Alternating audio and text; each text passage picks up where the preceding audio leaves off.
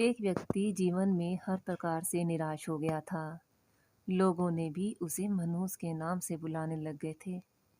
अब एक ज्ञानी पंडित ने उसे बताया कि तेरा भाग्य फला पर्वत पर सोया हुआ है। तू उसे जाकर जगा ले तो भाग्य तेरे साथ हो जाएगा।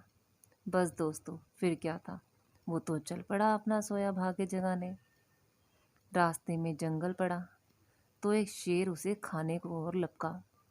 वो बोला, भाई मुझे मत खाओ, मैं तो अपना सोया भाग्य जगाने जा रहा हूँ। शेर ने कहा कि तुम्हारा भाग्य जाग जाए तो मेरी भी एक समस्या है, उसका समाधान पूछते आना। मेरी समस्या ये है कि मैं कितना भी खाऊं, मेरा तो पेट ही नहीं भरता। हर समय बस भूख की ज्वाला पेट में जगती रहती है। मनूस ने कहा, ठीक है। थोड़ा आगे जाने पर मनूस को एक किसान के घर उसने रात बिताई। बातों बातों में पता चला कि वो अपना सोया भाग्य जगाने जा रहा है। किसान ने कहा कि मेरा भी एक सवाल है, अपने भाग्य से पूछकर उसका भी समाधान लेते आना। मेरे खेत में मैं कितनी भी मेहनत कर लूं, पैदावार अच्छी होती ही नहीं है। मेरी तो एक शादी योग्य कन्या भी है, उसका विवाह इन परिस्थितियों में मैं कैसे कर पाऊंगा। मनूस बोला, ठीक है। और आगे जाने पर अब वो एक राजा के घर मेहमान बना। रात्रि के भोज के उपरांत राजा ने ये जानने पर कि वो अपने भाग्य को जगाने जा रहा है, उससे कहा कि मेरी भी एक परेशानी का हल अपने भाग्य से पूछते आना। राजा ने कहा, मेरी परेशानी ये है कि मैं कितनी भी समझदारी से राज्य चलाऊं, मेरे राज्य में अराजकता का बोलबाला ही बना रहता है।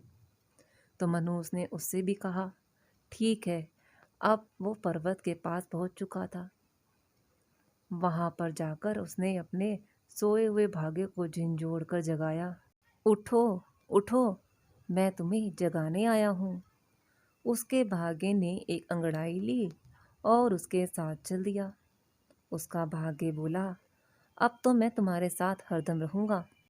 दोस्तों, अब वो मनूस न रहकर एक भाग्यशाली व्यक्ति बन गया था और अपने भाग्य की बदौलत वो उन सारे सवालों के जवाब भी जानता था। वापसी यात्रा में भी वो राजा का मेहमान बना और राजा की परेशानी का हल बताते हुए वो बोला, क्योंकि तुम एक स्त्री हो और पुरुष के वेश में रहकर राजकाज संभालती हो, इसलिए राज्य में अराजकता का बोलबाला है। तुम किसी योग्य पुरुष के साथ विवाह कर लो, दोनों मिलकर राज्य भार संभालो तो तुम्हारे राज्य में शांति स्थापित हो जाएगी। रानी बोली, तुम्हें मुझसे विवाह कर लो और यहीं रह जाओ। भाग्यशाली बना व्यक्ति मनूस इनकार करते हुए बोला, नहीं नहीं, मेरा तो भाग्य जाग गया है, तुम किसी और से विवाह कर लो। तब रानी ने अपने ही मंत्री से विवाह किया और सुखपूर्वक राज्य चलाने लगी। कुछ दिन राजकीय मेहमान बनने के बाद उसने वहां से विदा ली। चलते चलते वो किसान के घर पहुंचा और उसके सवाल के जवाब में बताया कि तुम्हारे खेत में 7 कलश के हीरे जवाहरात गड़े हुए हैं। उस खजाने को निकाल लेने पर तुम्हारी जमीन उपजाऊ हो जाएगी और उस धन से तुम अपनी बेटी का ब्याह भी धूमधाम से कर सकते हो। किसान ने अनुग्रहित होते हुए उससे कहा कि मैं तुम्हारा शुक्रगुजार हूँ, कृपा तुम ही मेरी बेटी के साथ ब्याह कर लो। लेकिन भाग्यशाली बन चुका वह व्यक्ति बोला, नहीं नहीं, मेरा तो भाग्य उदय हो चुका है, तुम कहीं और अपनी सुंदर कन्या का विवाह करो। अब किसान ने उचित वर देखकर अपनी कन्या का विवाह किया और सुखपूर्वक रहने लगा। कुछ दिन किसान की मेहमान नवाजी भोगने के बाद वो जंगल में पहुंचा और शेर से उसकी समस्या के समाधान स्वरूप कहा कि अगर तुम किसी बड़े मूर्ख को खा लोगे तो तुम्हारी यह भूख हमेशा के लिए शांत हो जाएगी। शेर ने उसकी बड़ी आवभगत की और यात्रा का पूरा हाल भी जाना। सारी बात पता चलने के बाद शेर ने कहा कि भाग्य उदय होने के बाद इतने अच्छे और दो मौके बड़े बड़े गंवाने वाले ए इंसान, तुझसे बड़ा मूर्ख और कौन होगा। तुझे खाकर ही मेरी भूख शांत होगी।